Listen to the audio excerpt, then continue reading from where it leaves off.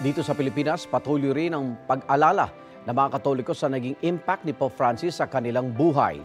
Kabilang sa ilang ama ng isang volunteer na nasawi sa aksidente noong bumisita ang Santo Papa sa Tacloban City.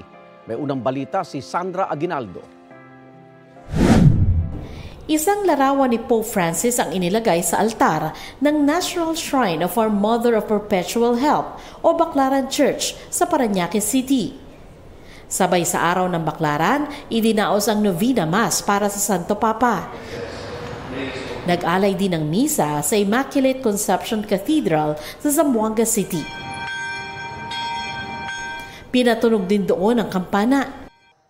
Abot-abot ang pagdadalamhati ng maraming Pilipino sa pagkamatay ng tinaguriang People's Pope.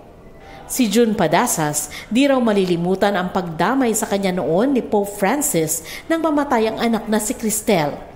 Volunteer si Cristel sa pagbisita ng Santo Papa sa Tacloban noong 2015. Pero dahil sa di inaasahang pangyayari at dala ng masamang panahon, bumagsak ang scaffolding at napuruhan si Cristel. Isang araw matapos mamatay si Cristel, personal na nakipagkita si Pope Francis kina Tatay June para mag-alay ng pakikiramay at dasal.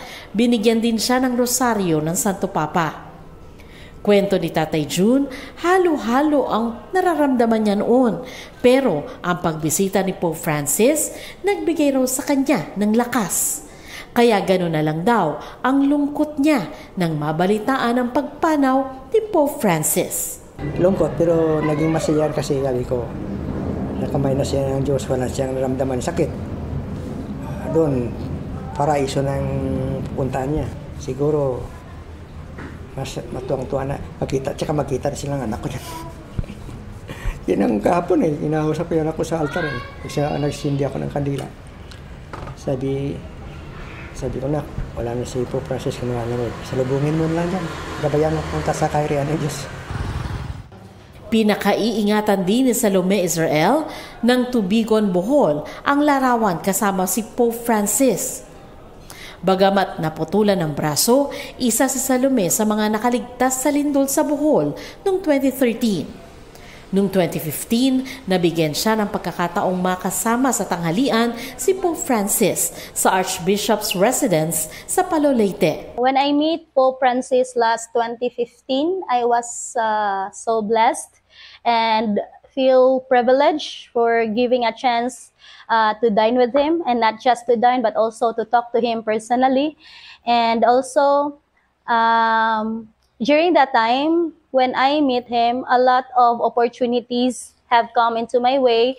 Ang makasama raw si Pope Francis ay isang biyayang dadalhin niya sa kanyang puso magpakailanman. It really changed my life.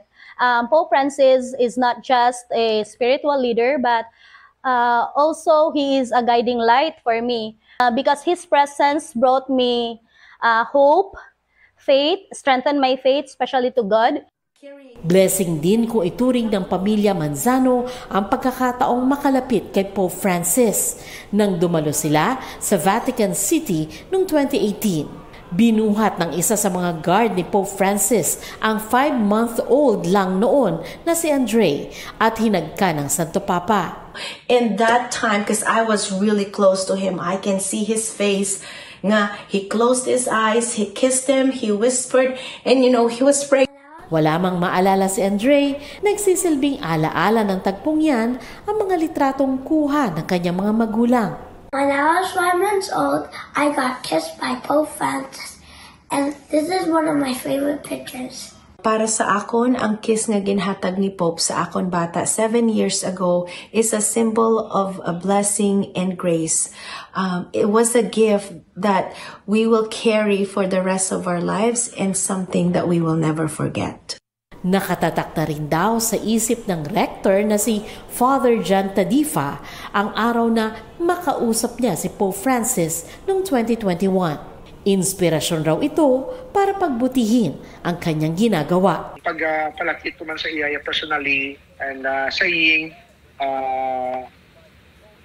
Grazie Santo Padre, expressing my thanks and gratitude sa iyang paglead sa simbahan, ang iyang nga impact na opportunity to be close and to touch the hands of the successor of Peter, para sa kundako nga bendisyon nga nagkatagsakot sa inspirasyon to also try to live out the best sakon nga call. Ito ang unang balita. Sandra Aguinaldo para sa GMA Integrated News. Igan, mauna ka sa mga balita, mag-subscribe na sa GMA Integrated News sa YouTube para sa iba't ibang ulat sa ating bansa.